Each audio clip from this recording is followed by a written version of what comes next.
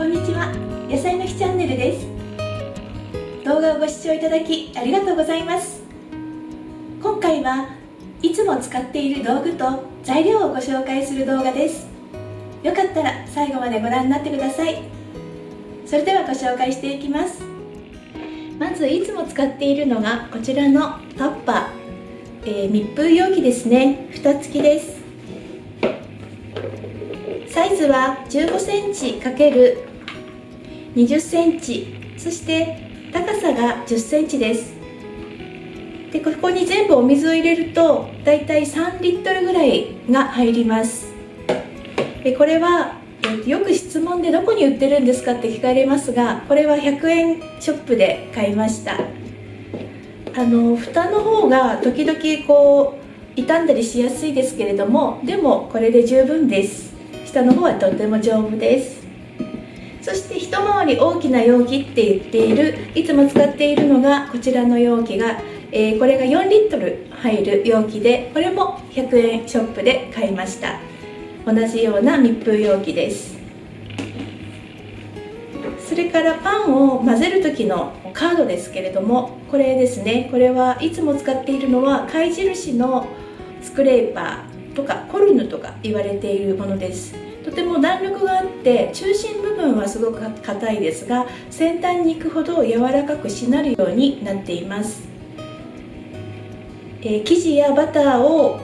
切ったり、それから台についた生地をきれいにすくうことができるので、先端がこのようにしなるものが、すごく使いやすいと思います。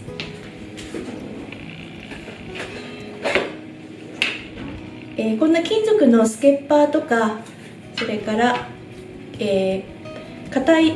プラスチック製のスケッパーもありますが、こういうものでも大丈夫です。ですがすくう時にこれがしならないので、角の方をすくう時にちょっとなかなかすくいにくいかなと思いますが、この中で混ぜるのに使う分には全然こちらでも大丈夫です。そしてこれもないという方には、家庭にあるもので代用できるものとして、こういう硬めの、先端がちょっと硬めのゴムベラとか、あとは木ベラですね。これは炒め物とかする時の木ベラ、そしてご飯のおしゃもじ、これはどの家庭にも必ずあると思いますので、こういうのを使うと、混ぜやすいと思います。これで代用できます。そして作業台ですね。作業台、いつももう長年使っているペストリーボードという木製のボードなんですけれども、こういうものとか、あとは大理石であったりとか、よくパン教室で使っているのは、こういうシリコン製のシリコンマットですね。ペタッと貼り付いて作業がしやすいものです。大きいものだとこんなのもあります。で、これのほとんどが耐熱性で、このままオーブンシートとしても使えるものが多いですので、テーブルの上にですね、にこれを敷けばすぐに作業ができるというふうに、便利に使えます。ですが、ほとんど私の動画でご紹介しているものがこの台でこねるわけではないので、まな板とかであるもので代用していただいても大丈夫です。食パンの方、こちらは一斤用ですけれども、楽天市場の浅井商店というところで買っていますね。浅井商店っていうちょっと刻印が入っています。一斤用で、全部入ると容量が1700ミリぐらいです。そしてパウンド型ですが、これはよく100円ショップに売っている、何度か使えると思いますけれども、使い捨てのものですね。これでよく焼いてますが、これで800入ります。サイズ的には7センチ ×18 センチ、高さがだいたい6センチぐらいで800入ります。で、こちらはちょっと小さめなんですけれども、5センチ ×15 センチぐらいで、容量的には650ぐらい入ります。なので食パン型で作るパンの生地を容量で分けていただくのが一番いいと思います。こちらが1700の容量ですので、それを半分にすると850ぐらいということは、この800の型でも十分。これに2つに分けて焼いていただくと、単純にそういう風にしていただければいいです。あとはお持ちの方が一斤じゃない場合ですね、単純に生地を 1.5 倍とか、3倍とかにしていただいて、ちょっと混ぜるのが大変なんですが、頑張って、そのようにしていただければ同じように焼けると思います。それから強力粉は、国産の強力粉、その時によっていろいろ違いますけれども、タンパク質がだいたい 11.5% から 12% ぐらいのものを使っています。小麦粉の袋の裏の方にタンパク質という欄がありますので、それを見ていただくといいと思います。パン用と書いてあるのはもうパンに適していますので、あまり気にしなくてもいいんですけれども、11% より下のものはすごく膨らみが悪くなったりしますので、膨らみが悪かったらその辺をちょっとチェックしていただくのもいいかなと思います。パンに適しているのは 11.5% ぐらいから、それから 14.5% ぐらいまでの間のタンパク質量がパンに向きます。それからドライイーストですね。最近は赤サフと言われているドライイーストを使っていますが、青サフもよく使っています。パン教室なんかではこれはすごく扱いがしやすいですし、初心者の方にもこちらおすすめですので、どんなパンにも向きますので、ぜひよかったら探してみてください。で、一度開けるとですね、空気に触れるとイーストが傷みやすいので、こんな風に瓶とか密封容器に、入れて、そして冷蔵庫で保管しています。すごく長期に保管する時には冷凍していただいてもいいと思いますが、これ結構 500g とか入っていますので、毎日作っても結構日持ちがしますのでね、小分けにして、そして保存していただくのがいいかなと思います。冷蔵庫で保存します。それからお砂糖ですが、お砂糖は、いつも砂糖と書いてあるものは上白糖のことです。こんな風にね、普通にお料理に使うお砂糖です。もしくはお好みのお砂糖、きび砂糖とか天才糖とか、それからいろんなお砂糖があると思いますけれども、甘みを加える分にはお砂糖をそういうものに変えていただいても大丈夫です。そしてお塩ですね。お塩は、いつもは粗塩を使っています。これお料理にも同じものを使っていますが、時々岩塩を使ってみたりちょっと変えてみたりしていますけれども、そんなにたくさん入るものじゃないので、そんなに気にしなくても、今お使いの家庭で使っているものをパン用に使っていただいても、大丈夫です。それから生地を混ぜる時に入れている、ぬるま湯なんですけれども、いつもはポットのお湯を半分入れて、これまだ熱いですね、95度ぐらいのものですね。こちらに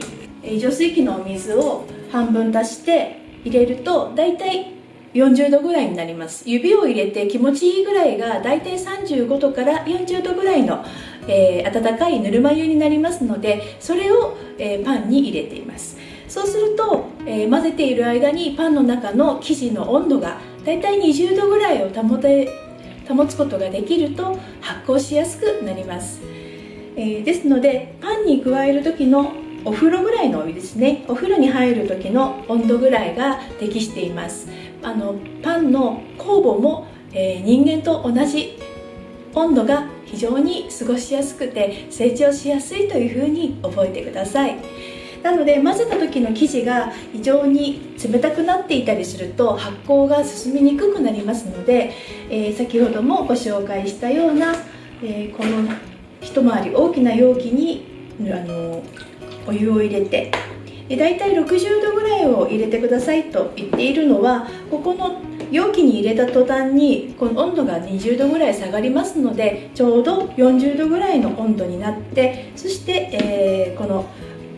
生地を入れた容器を入れた時にちょうどこの中が25度から30度ぐらいの温度になって保たれて、発酵が進みやすくなるというふうにしています。そしてですね、大きいタッパがなかったらちょっと大きめのですね、ボウルとか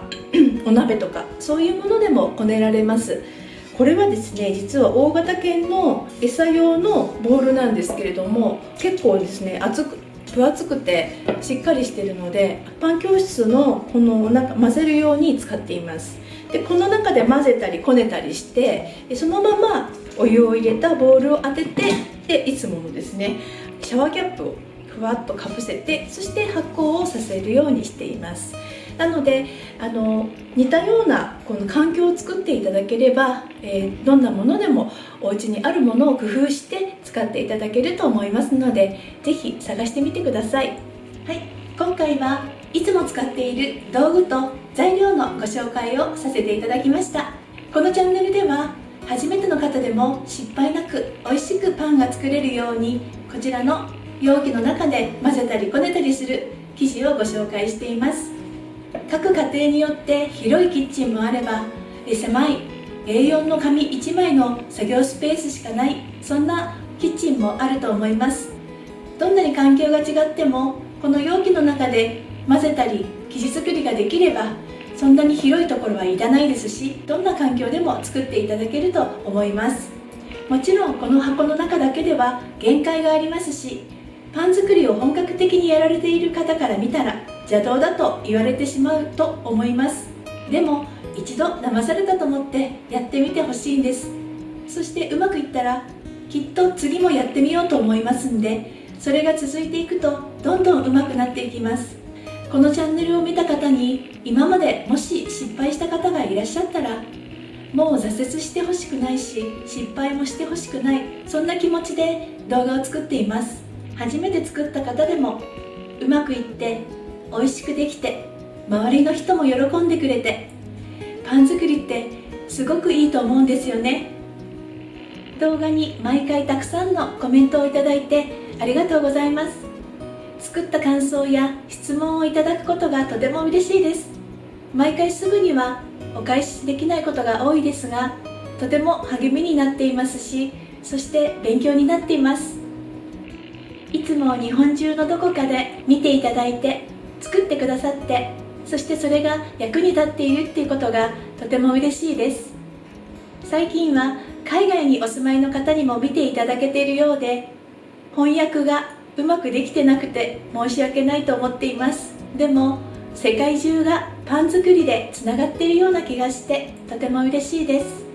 作り方の動画はできるだけ簡潔で分かりやすい内容にしたいと思っていますので、そこで説明できなかった部分や皆さんからいただいた質問などはまたこのような動画を作ってお話ししていきたいと思っています。これからもできるだけ簡単で美味しくて作りやすい動画を皆さんにご紹介できたらと思っていますので、よろしくお願いします。最後までご視聴いただきありがとうございました。次回の動画でまたお会いしましょう。